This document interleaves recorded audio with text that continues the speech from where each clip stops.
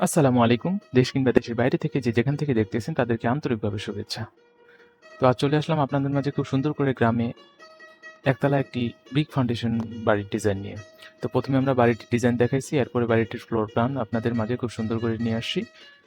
৪৩ feet by ৩৩ fit জায়গার মধ্যে খুব সুন্দর করে এরপরে আমরা আপনাদের ধারণা দেব যে এই বাড়িটি নির্মাণ করতে আপনার কি পরিমাণে খরচ যাবে। এক কথায় খুব অল্প সময়ের মধ্যে আপনাদের মাঝে খুব সুন্দর করে আমরা একটা ধারণা নিয়ে আসি যে আপনারা যদি গ্রামে ব্রিক ফাউন্ডেশন দিয়ে অর্থাৎ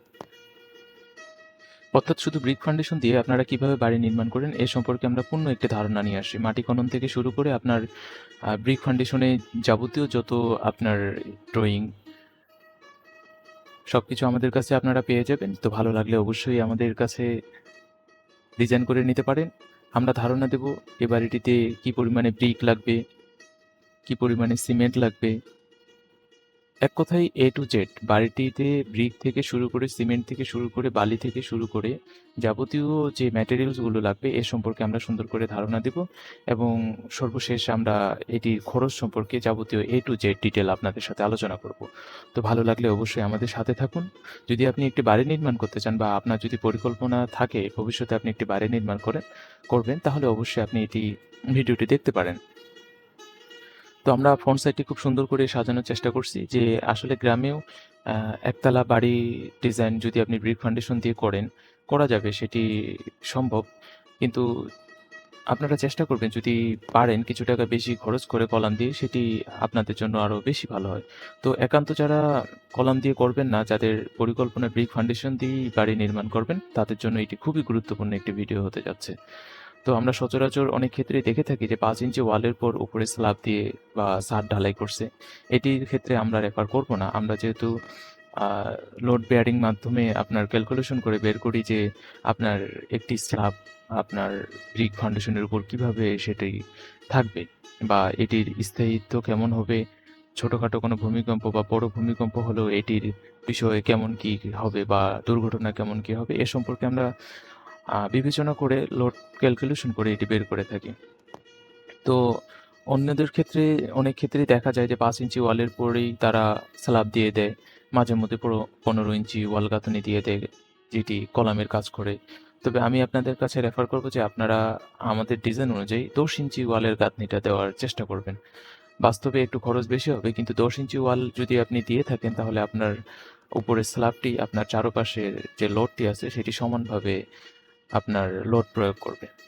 তো ৫ ইঞ্চি ওয়ালে দিলে কি হবে? যদি আপনার একদিকে যদি মাটির আপনার উর্বর ক্ষমতা বা যদি মাটি আপনাদের যদি একটু নরম হয় বা বালি মাটি হয়, সেক্ষেত্রে যদি একদিকে একটু আপনার দেবে যায় তাহলে কিন্তু আপনার পুরো ফাটল শুরু হয়ে যাবে এবং এটা কিন্তু একটু ঝুঁকিপূর্ণ আপনার ফাউন্ডেশন হবে।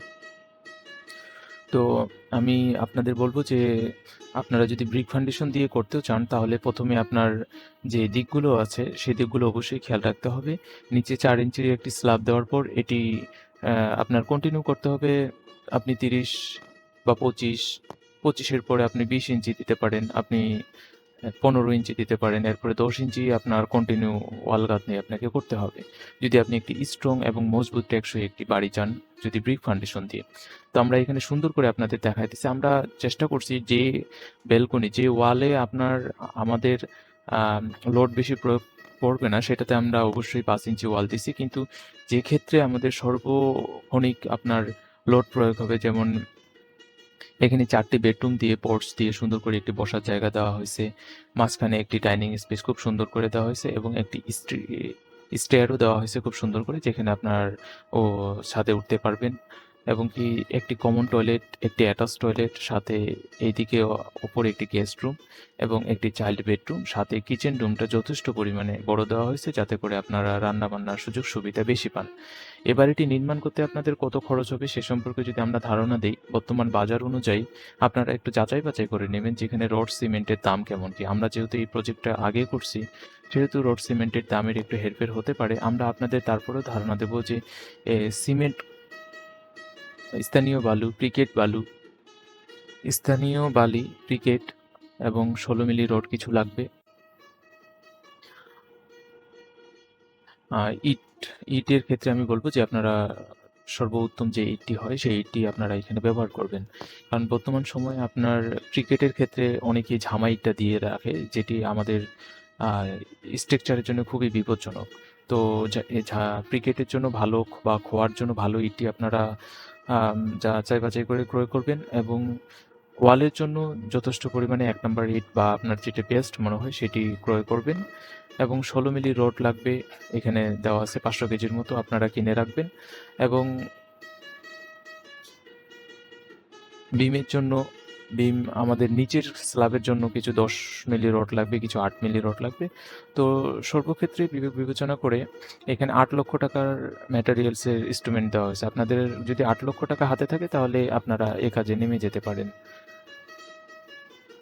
আসসালামু আলাইকুম। তো করলাম গ্রামের মধ্যে খুব সুন্দর করে ৩% জায়গার মধ্যে, অর্থাৎ ১৪০০ স্কয়ার ফিট। যদি আপনার জায়গা থাকে বা এর থেকে একটু কমও থাকে তাহলে আপনি করতে পারবেন। ৪ বেডরুম দিয়ে, ২টি ব্যালকনি দিয়ে, একটি অ্যাটাচ টয়লেট, একটি কমন টয়লেট, একটি কিচেন রুম নিয়ে খুব সুন্দর করে ৪ বেডরুমের একটি টিন সেটের বাড়ির ডিজাইন। তো প্রথমে আমরা বাসাটির চারপাশে আপনাদের ঘুরায় দেখাবো। যদিও বাসাটির কালার আমরা একটি কালারে ব্যবহার করছি ক্লায়েন্টের রিকোয়ারমেন্ট অনুযায়ী। আপনারা চাইলে আপনারা কালার ব্যবহার করতে পারেন, যে কোনো কালার আপনাদের পছন্দ মতো। তো বাড়িটির সানসেট থেকে শুরু করে ফ্লোর ডিজাইন এবং বেডরুম ডিজাইন খুব সুন্দর করে দেওয়া হয়েছে, যেখানে আপনার ফার্নিচার মেজারমেন্ট খুব সুন্দর করে আপনারা পেয়ে যাবেন। একটি রুমে খাট বিছানোর পরও যে কিছু আলমারি, সোফা সেট বসানো যায়, এর জন্য আমরা রুমের সাইজগুলো অনেক বড় করে দিয়ে রাখছি। এর ফলে আপনারা রুমে বসবাস করে বা রুমে যাওয়ার পরে একটি ভালো ফিল আসবে আপনাদের মাঝে। তো যদি ভালো লাগে অবশ্যই আপনারা আমাদের ইউটিউব চ্যানেলটি সাবস্ক্রাইব করে রাখতে পারেন এবং ফেসবুক পেজটি ফলো দিয়ে রাখতে পারেন। ফলে আমরা এরকম ভিডিও প্রত্যেক দিন নিয়ে আসবো, যার ফলে আপনারা আইডিয়া পাবেন যে আপনার বাসা বাড়িতে নির্মাণের আগে কত টাকা খরচ হবে, কি পরিমাণে ইট লাগবে, কি পরিমাণে বালি লাগবে, কি পরিমাণে সিমেন্ট লাগবে। সম্পূর্ণ ধারণা না পেলেও আপনারা মোটামুটি একটি ধারণা পেয়ে যাবেন যে আমি বাসা নির্মাণের আগে কত টাকা নিয়ে বাসা নির্মাণ কাজ শুরু করব।